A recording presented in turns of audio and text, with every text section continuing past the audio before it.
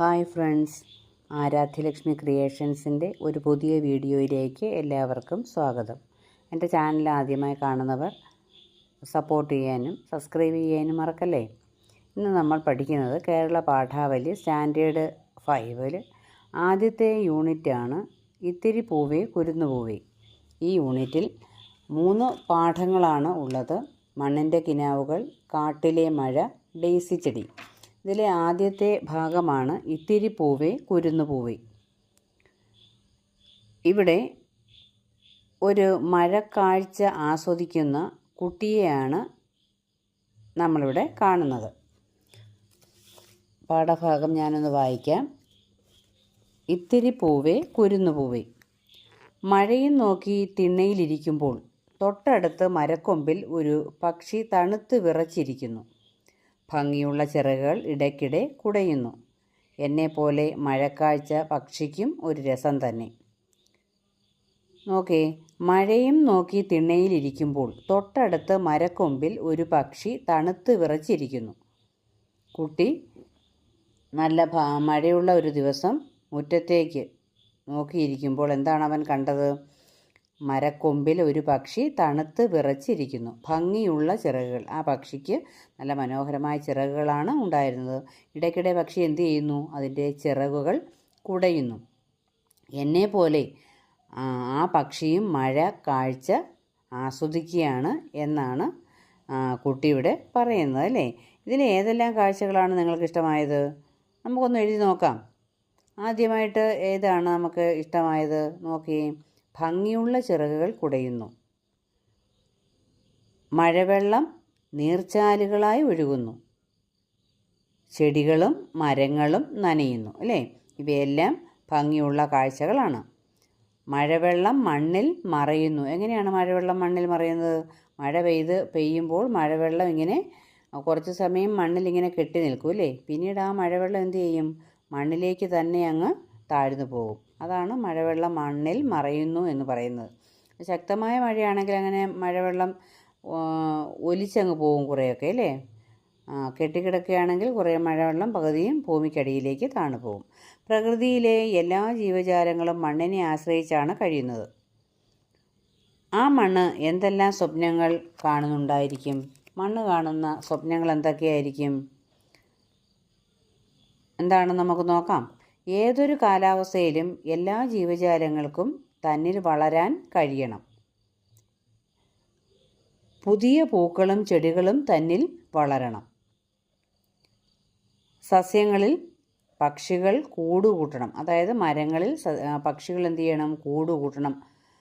അങ്ങനെ ശബ്ദമുഖരിതമായി ഞാൻ എന്നും മാറണം. ഇതൊക്കെ ആരാണ് പറയുന്നത്? ആരാണ് ചിന്തിക്കുന്നത്? മണ്ണിൻ്റെ സ്വപ്നങ്ങളാണല്ലേ.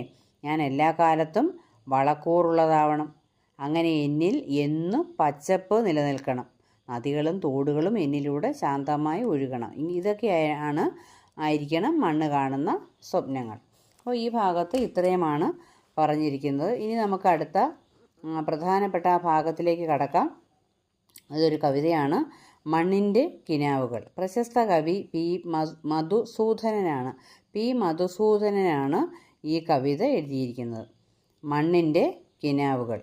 അപ്പം കവിതയാകുമ്പോൾ നമ്മളത് നന്നായിട്ട് ഈണത്തിൽ ഭംഗിയായി ചൊല്ലി ആസ്വദിക്കണം, അല്ലേ? കവിത എപ്പോഴും എന്താണ്? ആസ്വദിക്കാനുള്ളതാണ്. നന്നായി ചൊല്ലി കവിത നമ്മൾ ആസ്വദിക്കണം. നോക്കിയേ, മണ്ണിൻ്റെ കിനാവുകൾ. പൊൻവെയിലിൽ കുരുത്ത മുക്കുറ്റികൾ, പൂനിലാവ് നുകർന്ന പൂത്തുമ്പകൾ, സന്ധ്യ നെഞ്ചത്തെടുത്തു ലാളിച്ചതിൻ ചന്തമാകെ പകർന്ന ജമന്തികൾ. മഞ്ഞവേലിൽ കുരുത്ത മുക്കുറ്റികൾ, പൂനിലാവ് നുകർന്ന പൂത്തുമ്പകൾ, സന്ധ്യ നെഞ്ചത്തെടുത്തു ലാളിച്ചതിൻ ചന്തമാകെ പകർന്ന ജമന്തികൾ.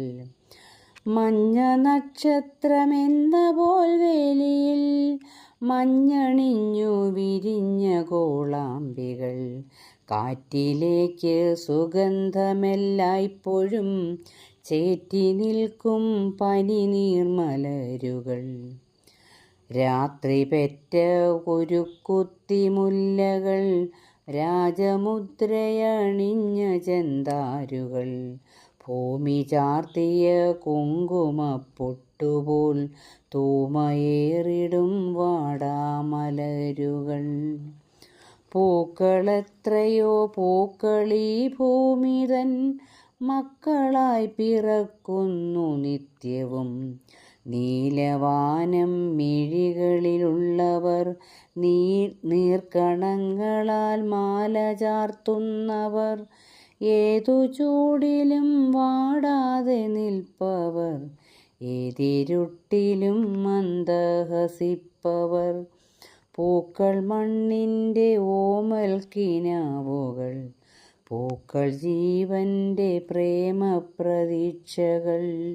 പൂക്കൾ മണ്ണിൻ്റെ ഓമൽ കിനാവുകൾ, പൂക്കൾ ജീവൻ്റെ പ്രേമപ്രതീക്ഷകൾ. ഇവിടെ ഈ കവിതയിൽ പലതരത്തിലുള്ള പൂക്കളെക്കുറിച്ചാണ് കവി ഇവിടെ പറഞ്ഞിരിക്കുന്നത് അല്ലേ. എന്തൊക്കെയുണ്ട്, ഏതൊക്കെ പൂക്കളാണ് അതിനെക്കുറിച്ച് പറഞ്ഞിരിക്കുന്നത്? മുക്കുറ്റിയുണ്ട്, ജമന്തിയുണ്ട്, പനിനീർ പൂക്കളുണ്ട്, തുമ്പപ്പൂ, കോളാമ്പിപ്പൂ, വാടാമല്ലി തുടങ്ങിയ അനേകം പൂക്കൾ, നമ്മുടെ ചുറ്റും കാണുന്ന അനേകം പൂക്കളെക്കുറിച്ചാണ് ഇതിൽ പറഞ്ഞിരിക്കുന്നത്.